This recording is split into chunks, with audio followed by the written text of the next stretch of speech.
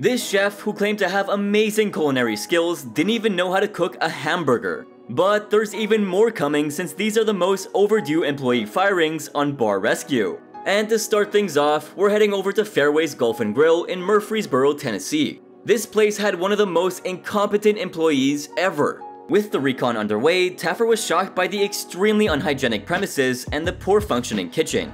In order to step up the bar's game, the famous rescuer decided to help them. However, the head chef Kevin made it incredibly difficult for him to even do that. Not only did he have a terrible attitude, but he claimed that he was a trained chef. But was he really? Kevin was actually friends with Richard Jordan, the owner of the place, which explains why he still had the job. Things worsened during the stress test when a large number of customers poured into the bar to have a good time. Unfortunately, all they got were long wait times and drinks that were lazily made. At one point, things got so bad that none of the customers had food on their tables. This is when Taffer decided to go into the kitchen and check things out for himself. But nothing could prepare him for what would happen behind these doors. As Taffer walked in, Kevin still hadn't managed to finish his first order and 18 minutes had already passed. A pissed off Taffer immediately began to give Kevin a piece of his mind. There's no food out of the kitchen at all. Nothing. We're at 18 minutes on our lead check. Our first check, I can't get out of the damn kitchen. Right here, it's a medium rare burger. Move, Kevin! Despite receiving advice on how to properly cook a patty from both Taffer and Chef Duffy, Kevin was hopeless. He just wouldn't stop squishing all the juices out from his burgers. What the hell? Why the hell would you squeeze the juice out of a burger? While Kevin's incompetence led to longer wait times, Taffer showed the owner Jordan some feedback from the customers. Let's just say that things were looking pretty bleak. 100% of the people in this room will not come back. A staff meeting finally addressed the loss that Kevin was responsible for, and Michelle was promoted to the position of a full-time manager. She now had the power to hire and fire, and the first person she booted out was, of course, Kevin. But Kevin was a sore loser. Check out how he walked away. This is an unnecessary mess. Kevin, you're fired. You, dude. You don't know half the You've been here for 2 days, and in the back and all the other... Smile on, piece of bitches threw me under the bus. Taffer's an idiot. Michelle, she's worse than half the people there. You made your future. He destroyed his. Following this disgraceful display of professionalism, here's another employee who was so bad that she messed up the only job she had, managing the bar. We're talking about another run-of-the-mill bar where things were a lot worse than we expected. Taffer and his crew headed over to Warwick, Rhode Island to visit a bar called Marley's on the Beach. For the first time on the show, the recon team included the landlord and a rival business owner. This sparked some real drama, which forced Taffer to step in and take things into his own hands. While trying to figure out what was wrong, two employees, Diana, the cook, and Elise, the manager, blamed each other for the failure of the bar. Taffer decided to put an end to their argument by giving them an ultimatum. They would be fired if they didn't do well during the stress test. However, the drama soon reached its peak and everyone's job was put on the line. Look at me, I'm working hard. We got food ready, but no one taking it.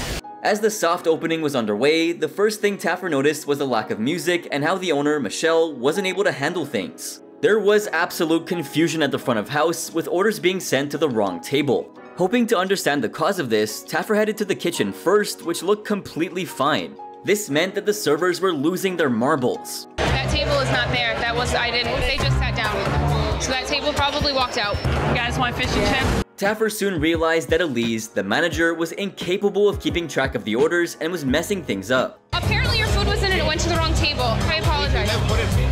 Okay, all right. When Taffer confronted her about this, all she could do was cry. But Taffer knew that they were crocodile tears and gave her the perfect response. Is crying gonna make this better? No. Okay, so if you're gonna cry, I'm gonna ask you to leave. I need you to act like a manager. Do it. Now that Taffer knew who the culprit was, during the following staff meeting, Michelle, the owner, was asked to get rid of Elise. Although the ultimatum was meant for both Diana and Elise, Michelle hesitated to fire her manager. She, in fact, had vouched for her. But in order to honor her word and save her business from sinking even further, Michelle had to do the right thing. Do it. Sorry, you're fired.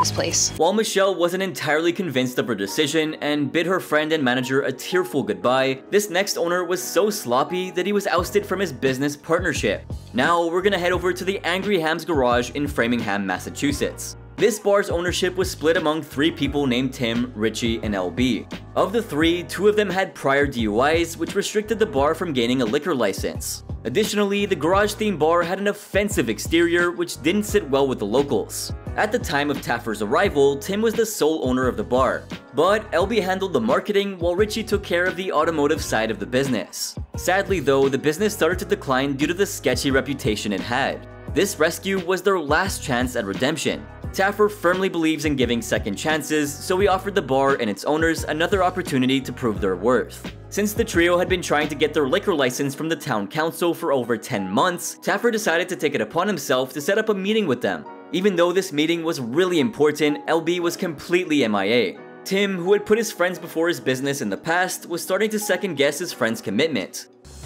I'm pissed off at LB. Day 2, no text, no call. This is a big deal here. This is about changing the image, changing his image. This put Tim in a very tough position. While Taffer's team and the bar's employees made an effort to revamp the bar, things still needed to change. Just minutes away from the council meeting, LB still didn't arrive. Only Tim, Richie, and Taffer were there. Finally, Tim realized that his dear friend needed to be fired, and soon. It was a big chance for LB to get back in the good graces of the town. You blew it. A whopping 3 hours before the bar's relaunch, LB surprisingly showed up, but exceptionally late. Sadly, the man didn't know what was coming his way. Before the final reveal of the newly remodeled bar, Taffer called the trio over for a private talk. This is when LB was confronted about his absence. All he seemed to have in response was a couple of lame excuses. Since Tim didn't want LB on the job any longer, Taffer decided to take it upon himself to say this. I'm in charge of this place now. I understand. And you're gone.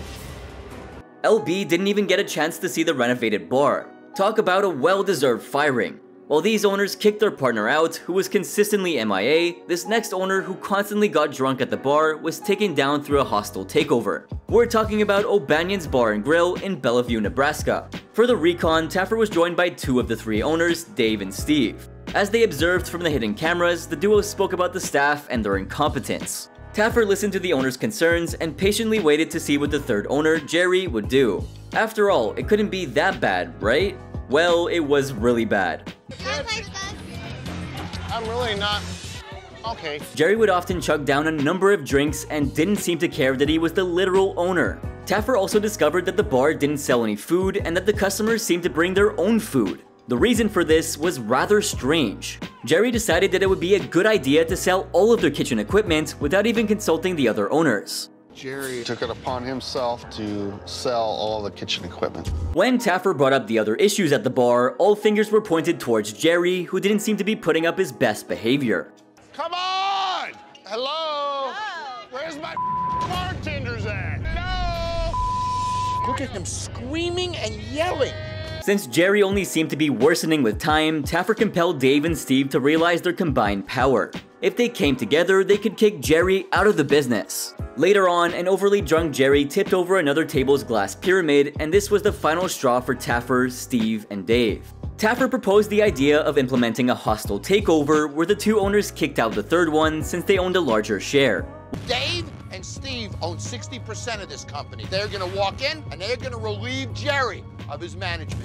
While confronting Jerry, he simply didn't care about the situation that the bar was in and was only concerned about having a good time. As Dave and Steve explained what was gonna happen, Jerry started to throw a tantrum. Talk about an immature man who can't handle his business or his drinks. Where the you guys been? I've been here busting my balls. Keys.